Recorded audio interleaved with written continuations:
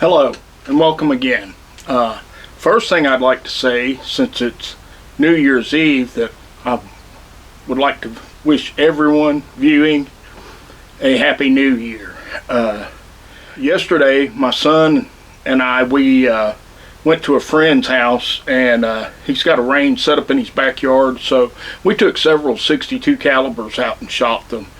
And if you'd like to see, I've got some shorts out from the Baker rifle that I bought last spring, the fusil de chasse that I bought a month ago. We shot both of those.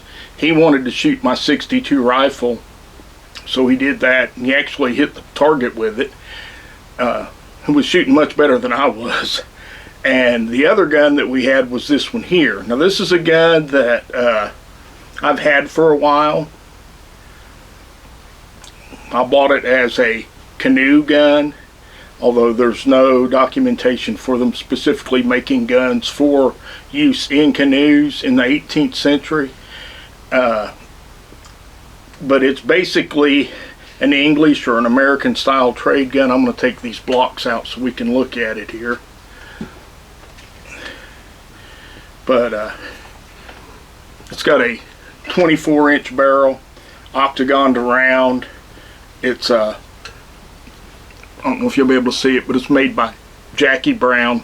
I bought this gun probably, I figured it up a minute ago, I think about 16 years ago, 16 or 17 years ago. I bought it for my son, who was 16 at the time, and he decided he wanted my cut down Charleville instead. But some of the features on this gun: it's got a 24-inch barrel with a double wetting band, and it's browned. It's got a 14-inch length of pull, which kind of made it awkward for my son to shoot. It just has plain iron. This is almost like a Carolina gun or Northwest trade gun trigger guard. Very simple. It's a very basic workhorse gun, basically. The stock actually has two screws here. Here's just a flat piece of sheet iron butt plate. To make it more historically accurate, I probably should drill some holes in there and put nails in it and take the screws out. And then on this side, there's no side plate. It only has one lock screw, which to me, that makes me think later time period, like 1790s, post 1800, more than the time period I mostly portray, which is French and Indian War, American Revolution, 1790s. So this gun I didn't actually take it out and use it a lot.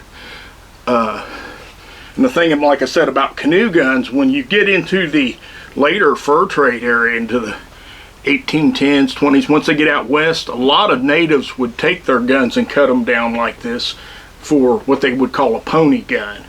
And I think that's where the idea came from, the canoe gun. But as a selling point, the makers and stuff would sell them as a quote canoe gun. So with it being short, or what they would call a blanket gun, which might actually be closer, where the natives with their match coat or blanket over their shoulder, you could just put this right down beside you and carry it, and it's much less noticeable being short like that. But anyway, it's just a good solid little workhorse of a gun. Like I said, it wasn't in the best shape when I've got it. It's got some nings and nicks and scratches and stuff on the stock. It's fairly accurate, and actually where most of the trade guns are smoothbore, I don't know if you'll be able to see it in there, but I can feel it, is it has very, very shallow rifling in it, which helps with accuracy a lot. I know back years ago we took it out and shooting it at 50 yards.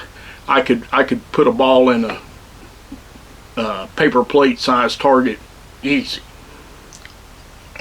But anyway, like I said, now the audio on the videos we shot yesterday, evidently I didn't notice that the plug on my microphone for the camera had actually gotten undone. I think I know how that happened, but before we actually started shooting, so none of the audio in the clips that I'll be putting in, because I will be putting some shooting clips in here.